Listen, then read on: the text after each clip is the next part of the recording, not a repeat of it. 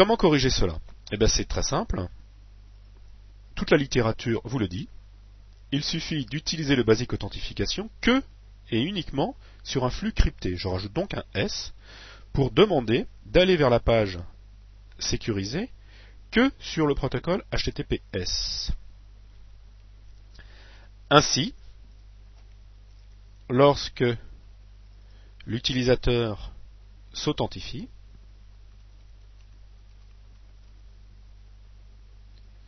le pirate ne voit rien passer. Tout va bien dans le meilleur des mondes. Sauf si je coche ici. Nous sommes toujours dans la même situation. Une authentification du type basique. Zut. En HTTPS. Et pourtant, le pirate a réussi à voler le mot de passe. Que s'est-il passé? Eh bien, comme tout à l'heure, la page initiale, la page de garde, celle qui possède le lien vers la partie sécurisée, a été modifiée à la volée. Si je regarde le source, je vais me rendre compte que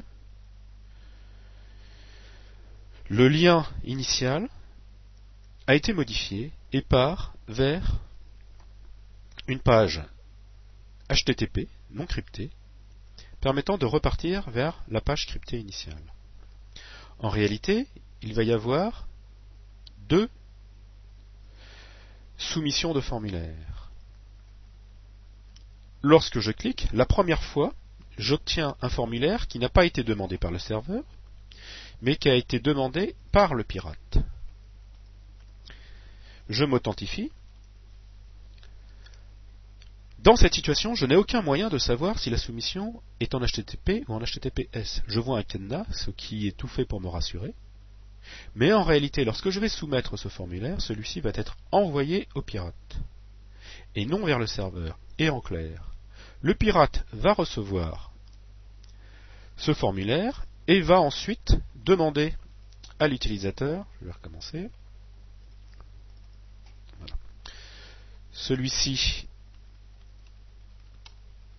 va demander à l'utilisateur de s'authentifier, récupère le mot de passe, avant d'obtenir une deuxième authentification, mais qui, cette fois-ci, est celle destinée au serveur. Du point de vue de l'utilisateur, il pense avoir fait une erreur lors de la soumission du premier mot de passe.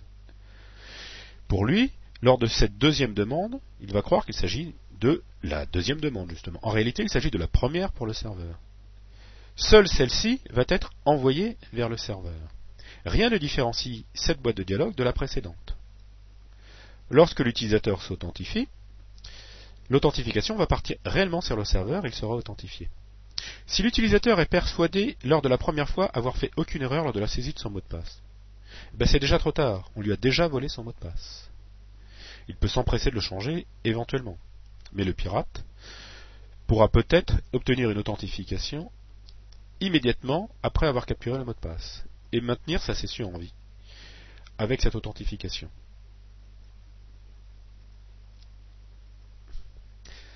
Très bien.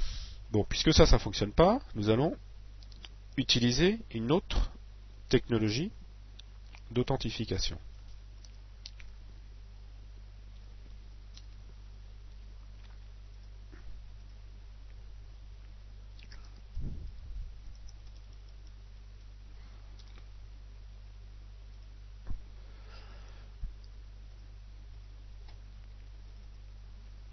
Cette fois-ci, lorsque l'utilisateur s'authentifie, nous allons ouvrir une boîte, une fenêtre fille par le navigateur, ce qui va nous permettre d'avoir une boîte de dialogue spécialisée avec le logo de l'entreprise, avec tout ce que l'on veut. Permettre de rajouter le cadenas, la barre de statut avec le cadenas si nécessaire, permettant de pouvoir confirmer que l'utilisateur est bien dans une page sécurisée. Nous sommes ainsi garantis qu'aucune modification ne peut être apportée au formulaire lui-même, qui permettrait de le soumettre en clair ou autre chose, comme on a pu le voir précédemment. Et lorsque je m'authentifie, très bien, je continue à naviguer sur le site en HTTPS. Très bien. Tout va bien dans le meilleur des mondes. Tout va bien jusqu'à ce que je coche ici.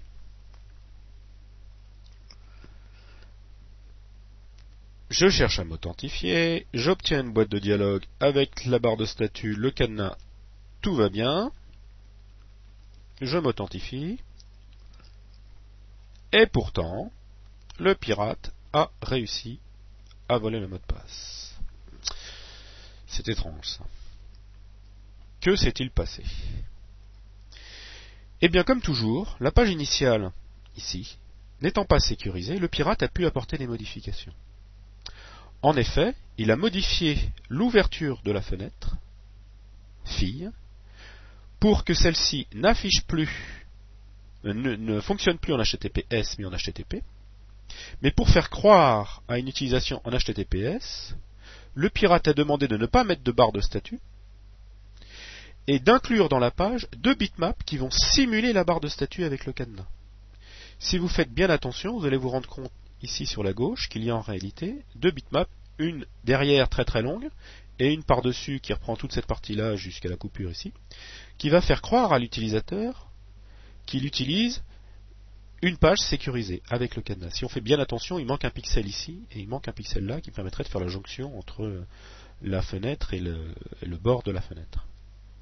Donc le pirate obtient un formulaire en HTTP, il peut donc modifier la soumission et récupérer les informations. Ensuite, charge au pirate de renvoyer en réponse une page s'occupant de resoumettre les mêmes informations, le user et le mot de passe, à l'insu de l'utilisateur et automatiquement pour cacher le vol du mot de passe à l'utilisateur. Faire en sorte qu'il y ait 2 soumissions, une en clair et une encryptée. Et l'utilisateur se rend compte de rien.